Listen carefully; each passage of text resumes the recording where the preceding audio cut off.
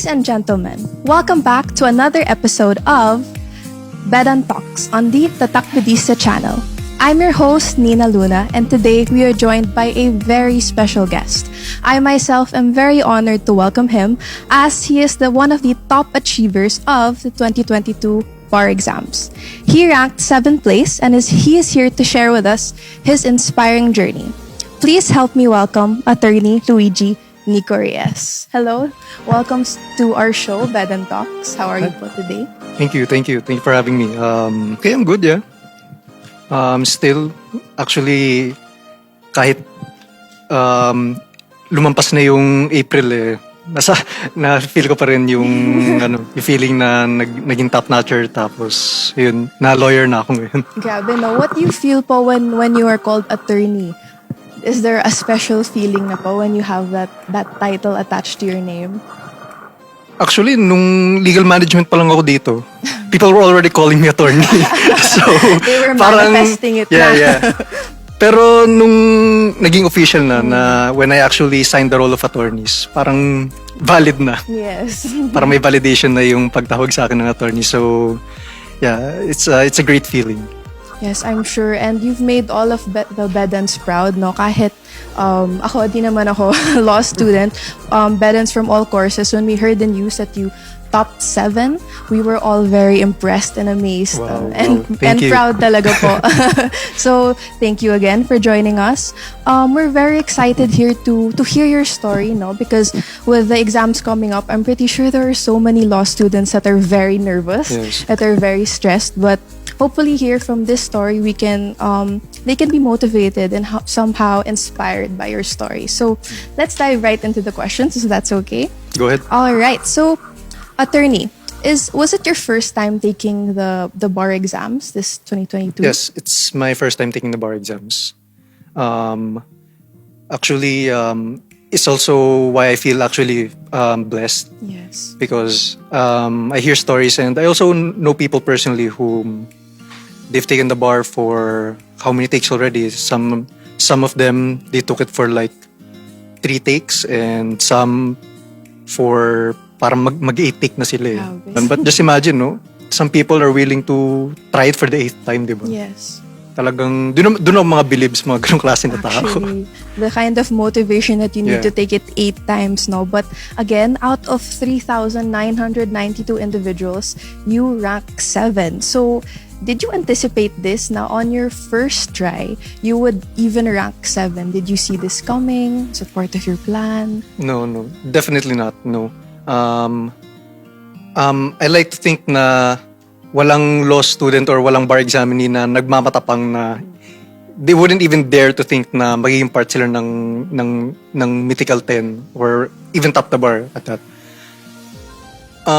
Talagang malaking blessing na lang nung malaman ko, which I think kasi nung pagkatapos ko ng bar exams, I got that feeling na I was going to pass. So parang from this point on, nang sabi ko sa sarili ko, nothing's gonna surprise me anymore. So, lo and behold, nung nakikinig ako, actually video ko pa yung sarili ko para makita ko lang yung reaction ko. Yung reaction ko nung makita ko yung results, which pinost pa nga ng Supreme Court habang habang mag-roll signing kami dun sa PICC. Tapos nakita ko yung sarili ko, kinuha pa nila yung video ko.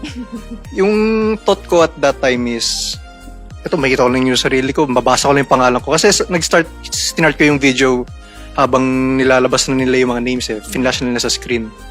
Before that, nag-announce pa lang sila ng mga top-notcher. So, ang sinabi ko, palipasin ko muna to.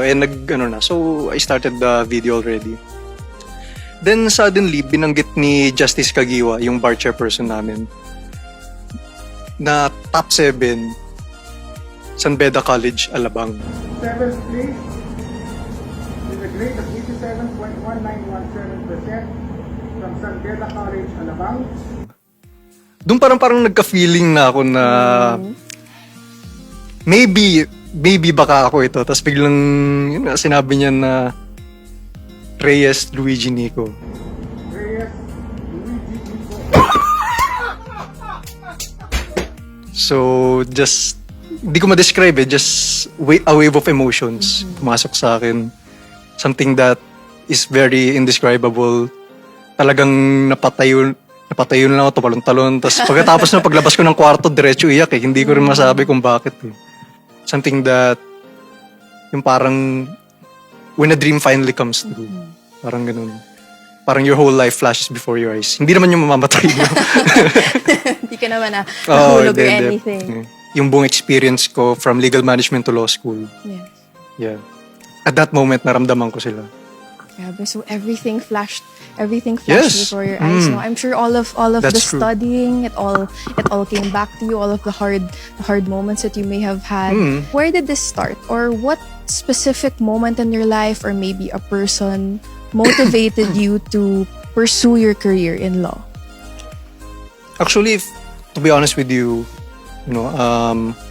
when I first entered legal management, I don't know why I'm here, And that carried on until I entered law school. I was still searching for that why. Why am I here? Parang inisip ko hindi naman ito yung first choice ko. Hindi ko naman talaga parang yung balak talaga maging abogado eh. So parang at that time kasi parang I just didn't have anything better to do.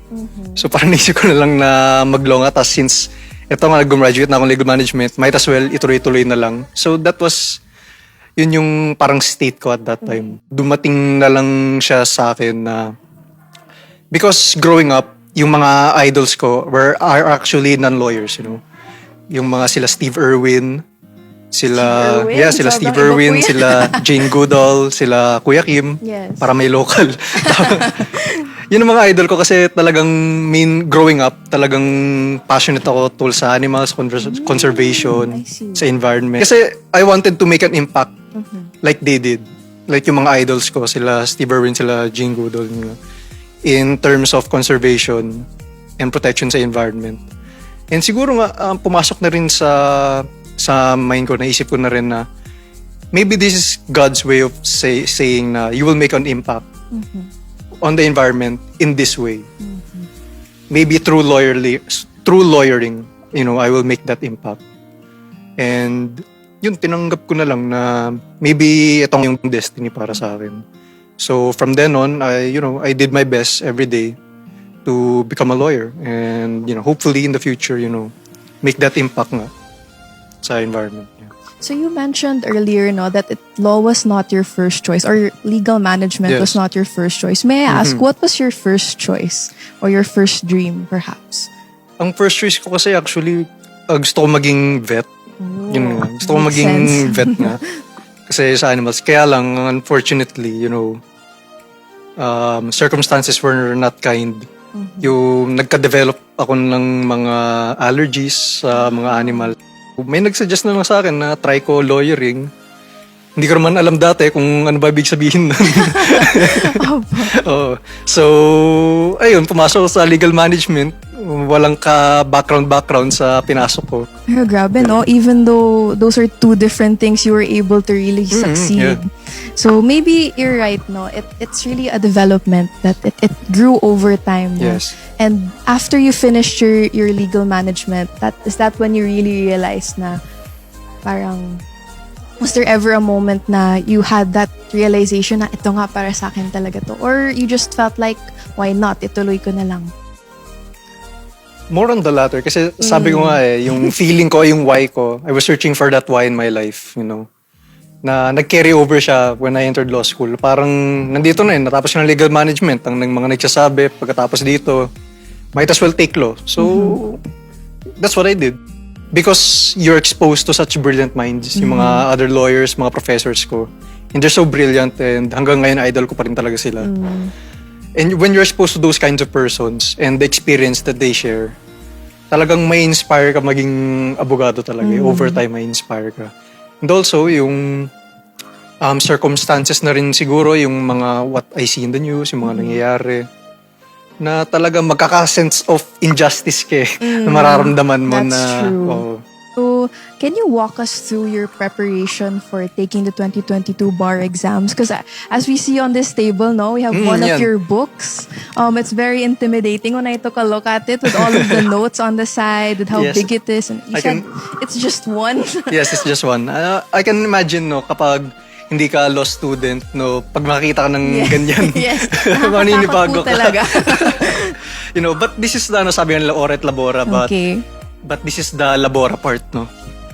So, what I did was, this is just an example. This is remedial law. Okay. Yeah, remedial law siya. It is a bar subject.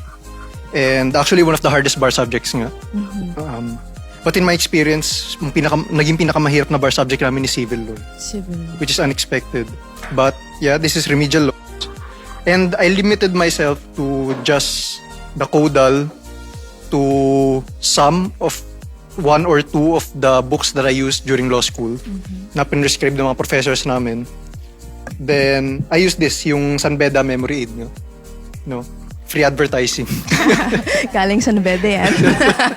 No joke na talagang best memory aid talaga yung San Beda sa San Beda memory aid kasi parang lahat na ng information na important na talagang lalabas sa bar exam, more or less, nandito na siya. Aside from that, nag-enroll ako sa review center, which is nakatulong kasi may mga parts na talagang hindi naman na-explain ng mabuti dito sa memory aid. Parts rin na hindi na turo ng mabuti sa amin ng mga prof namin during law school. Yung bar exams namin was very peculiar because it was during the height of the pandemic, di ba, of COVID. So we were forced to do everything online because bawal na talaga yung face-to-face. Pero before naman, naka-experience naman ako ng face-to-face na lecture, na preparation sa bar exam. Pero ibang-iba talaga, pati yung mga lecturers din nangangapa sila, napapansin ko yun. But, you know, we did the best we can, you know. Yung ginawa ko, talagang kailangan talaga strategic ka sa bar exam. Hindi lang yung parang bahala na. Mahirap talaga kasi ikaw yung magsasuffer. Ako kasi yung point ko parang gusto ko talaga mapadali yung buhay ko. So, talagang you have to put in the work, you know. You have to put in manual work. Yes. You have to do all these things, you know, to make your life easier. Because once papalapit ng palapit yan, mas yung pressure, mas magbi-build up sa'yo. So, baka doon, mag-breakdown ka kasi you didn't do the work beforehand. Eh, ikaw yung magsasuffer niyan. Diba? It's your loss. True, no? So I noticed you have a lot of systems in place when preparing for the bar exam. And I think that is really good advice, no, for people that are going to be taking the bar exams, whether it be this year, next year, the following years, to really put in place systems like you did. And you seem to work smart. Very smart and hard, of course. But that's that, even for me, not a law student, but that's very inspiring how everything was well thought of. Yeah, As you- efficiency. Dapat Yes, yun. very Efficient. efficient. So, as you mentioned earlier, if you don't put in the proper preparation for the law exams, you might have some kind of breakdown, no? But did you ever encounter maybe a moment of doubt, a breakdown yourself, even with all of the systems that you put in place? Yes, actually, sa tingin ko, it's only natural na magkaka-breakdown talaga kasi the immense pressure, the indescribable pressure that a bar examinee is put into, it's do or die.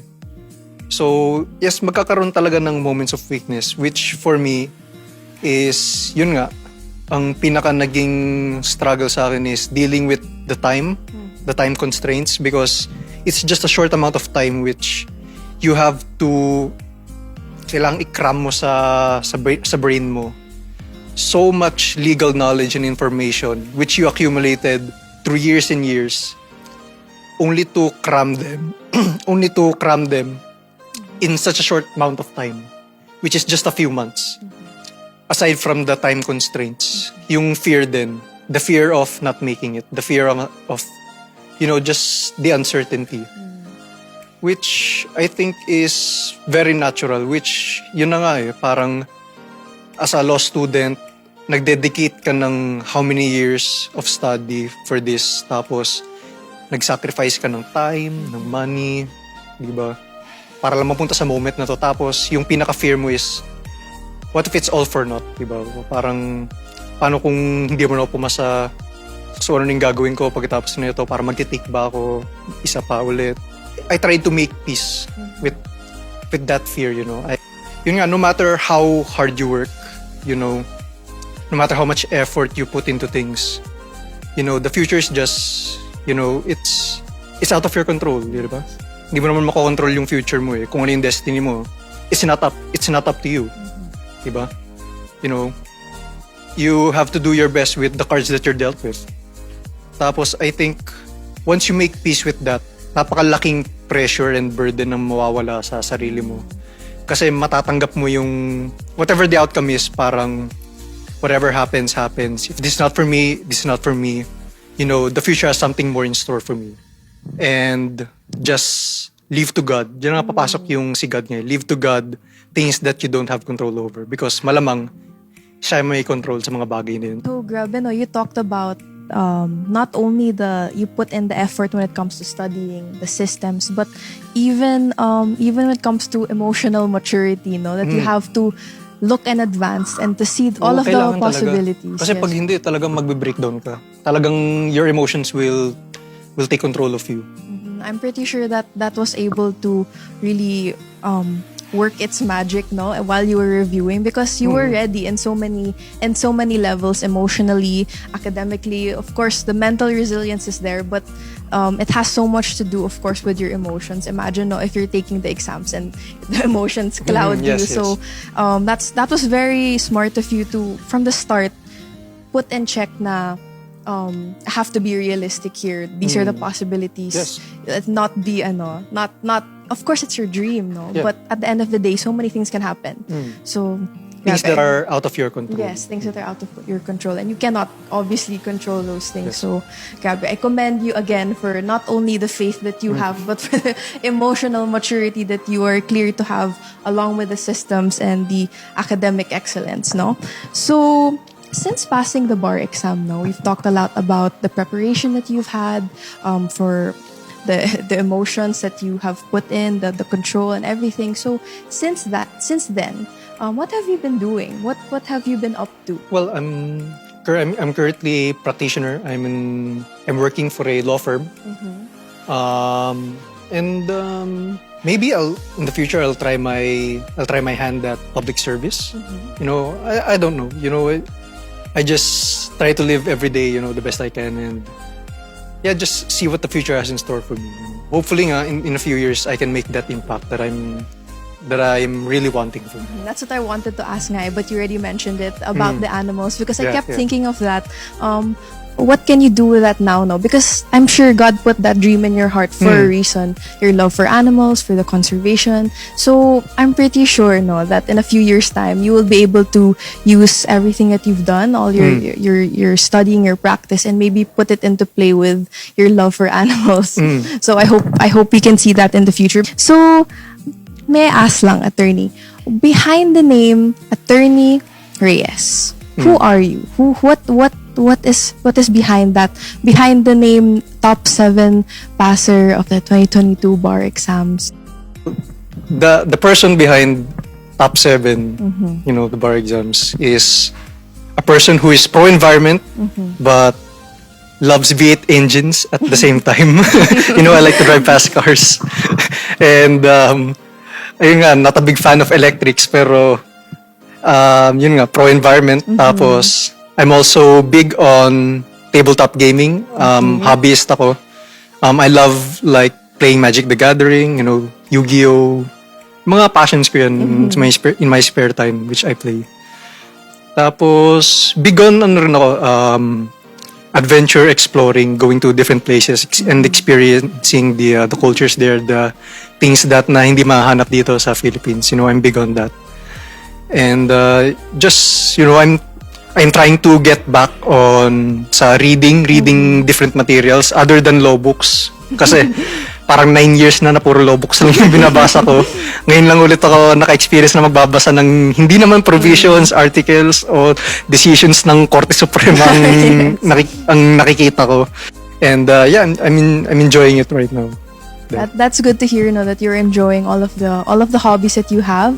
After all of your years of hard work, you are finally able to enjoy these things slowly and change your reading material. Siguro yun na rin yung naging parang indescribable feeling ko once I finished the last exam.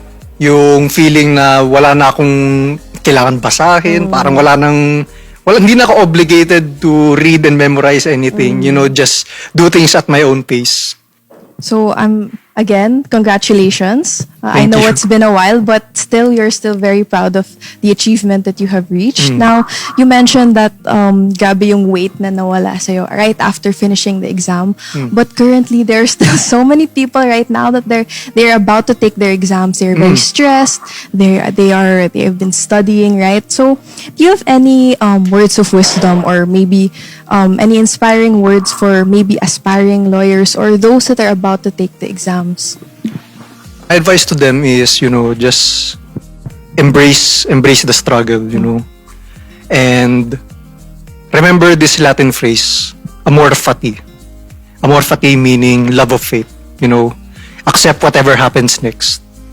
Kumbaga, tanggapin nyo na sa sarili nyo na binigay nyo na lahat, tapos kung hindi pa rin binigay sa inyo yung outcome na gusto nyo, hindi naman end of the world, Because you've been living 20 or more years, hindi ka naman abogado eh. Diba? You survived. You were okay.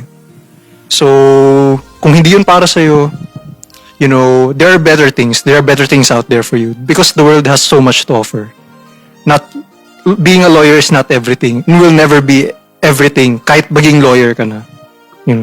So, thank you so much, attorney, for Thank you. your inspiring words. Actually, na-surprise ako sa mga kwento mo. Ang daming, it's very inspiring because even for non-law students, we can see that in your life, there was so many room for change and because of that, I guess when you took the exams, you were really ready and emotionally ready for anything that would come. I tried to be. Talagang tinry ko talaga maging ready.